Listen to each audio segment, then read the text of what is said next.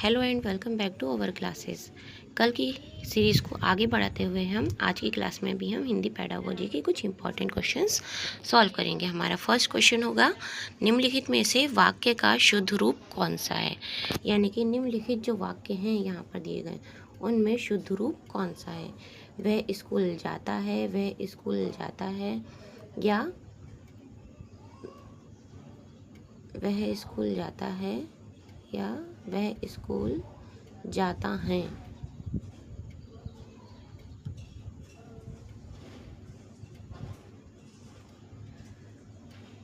तो option A is correct, यानी कि वह स्कूल जाता है। इसमें विराम चिन्ह पूरा लगा हुआ है।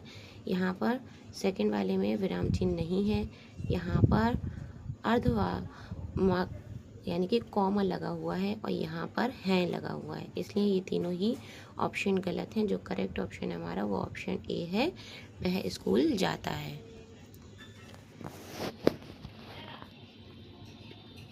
और नेक्स्ट क्वेश्चन इज, पर्यावरण संरक्षण में कौन सा समास है। जो पर्यावरण संरक्षण है इसमें समास बताना है कौन सा है। कर्मधारय, तत्पुरुष, द्वंद्व या बहुव्रीहि। पर्यावरण संरक्षण में जो समास है वो है तत्पुरुष। नेक्स्ट क्वेश्चन होगा, निम्नलिखित में से एकार्थी शब्द कौन सा है। यानी कि एकार्थी शब्द कौन सा है। एक अर्थ वाला, जल पानी, नयन आँख, अग्नि आग, या उपयुक्त सभी। यानी कि तीनों ही ऑप्शन में हमारे एक ही शब्द के अर्थ बताए गए हैं, जल पानी, नयन आँख और अग्नि आग। यानी कि ये तीनों ही एक ही शब्दों के अर्थ हैं। तो ऑप्शन डी करेक्ट होगा हमारा, उपयुक्त सभी। नेक्स्ट क्वेश्चन है, सदैव सत्य बोलना चाहिए वाक्य में कौन सा काल है। यानी कि जो ये वाक्य है सदैव सत्य बोलना चाहिए, इसमें कौन सा काल है। वर्तमान काल है, भूत काल है, भविष्य काल है, या फिर अमान्य काल है। तो हमारा ऑप्शन रहेगा जो सदैव सत्य बोलना चाहिए, इसमें वर्तमान काल है।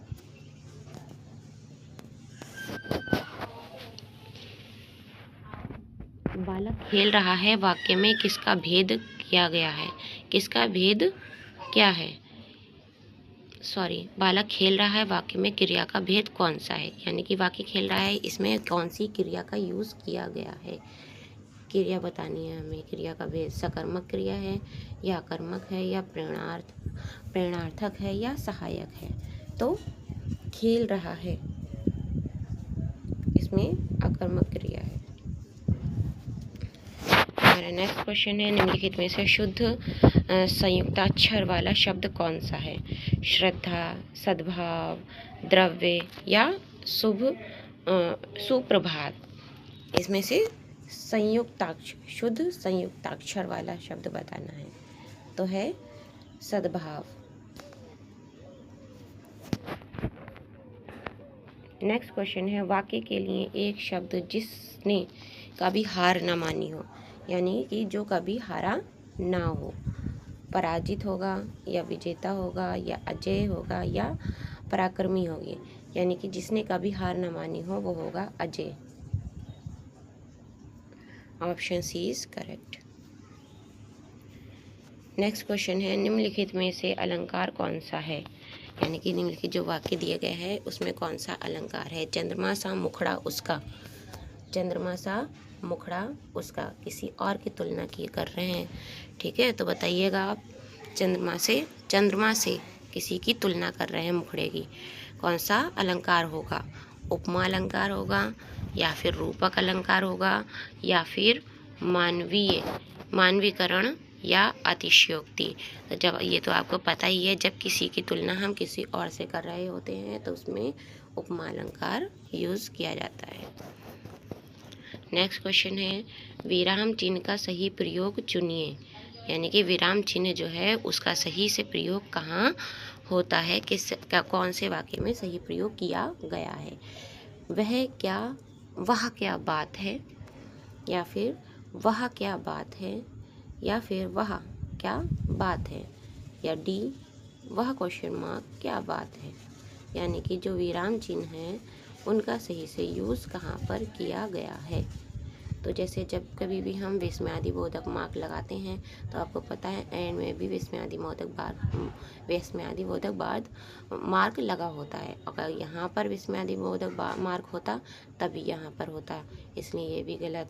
यहाँ पर हमारा वह क्या बात है, ये ऑप्शन सी इज करेक्ट है, क्योंकि यहाँ पर खाली कॉमा लगाकर एंड में विराम चिन्ह लगा दिया गया है, तो ये सही है। यहाँ पर क्वेश्चन मार्क है तो यहाँ पर क्वेश्चन मार्क नहीं है, यानी कि ये सभी गलत है।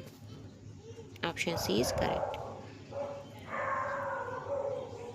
नेक्स्ट है हिंदी भाषा की उत्पत्ति किससे मानी जाती है। हिंदी भाषा की उत्पत्ति किस भाषा से हुई है, संस्कृत, प्राकृतिक या अपभ्रंश या द्रविड़। तो हिंदी भाषा की उत्पत्ति जो है वो संस्कृत भाषा से मानी गई है।